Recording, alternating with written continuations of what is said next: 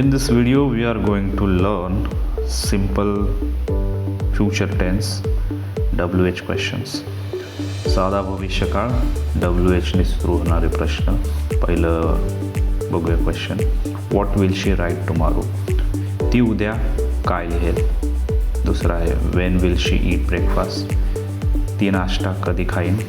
आणि तिसरा आहे who will teach grammar in evening? संध्याकाळी व्याकरण कोण शिकवेल? ओके, तर याच्या तिन्हीच आपण स्ट्रक्चर बघूया. पहिलं त्या सगळ्यांचं स्ट्रक्चर काय? हा WH म्हणून WHने सुरू झालेलं आहे. ओके, WH नंतर एक काय येतं? विल येतं आहे. ओके, विल किंवा शाल येतं, दोन्हीपैकी काही येतं.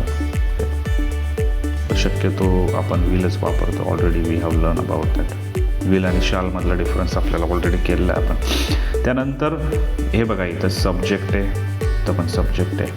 ओके, तर WH विल शाल, त्यानंतर सब्जेक्ट येतं म्हणजे कर्ता, आणि शेवटीला आपलं क्रियापद. क्रियापदाचं इथं पहिलं रूप आहे. ओके, इथं पहिलं रूप आहे, इथं पण पहिलं रूप आहे. सगळीकडं क्रियापदाचं पहिलं रूप आहे. म्हणजे simple future tense WH question असेल किंवा पॉझिटिव्ह निगेटिव्ह कुठले असेल तर त्यामध्ये क्रियापदाचं पहिलं रूपच वापरतो. राईट, ईट, टीच, हे बघा राईट, ईट, टीच क्रियापदाचं पहिलं रूपच. तर मराठीतनं बघा बरं, ती उद्या काय खाईल म्हणजे खाईल, ती उद्या काय खाईल, नाश्त्यात काय खाईल, किंवा ती उद्या काय लिहेल, किंवा ती व्याकरण कोण शिकवेल. तर खाईल, लिहिल, शिकवेल अशा प्रकारचं शेवटीला एंड हे सिम्पल फ्युचर टेन्स मराठीत नव्हतं. ओके, ठीक आहे. I think you might have understood this.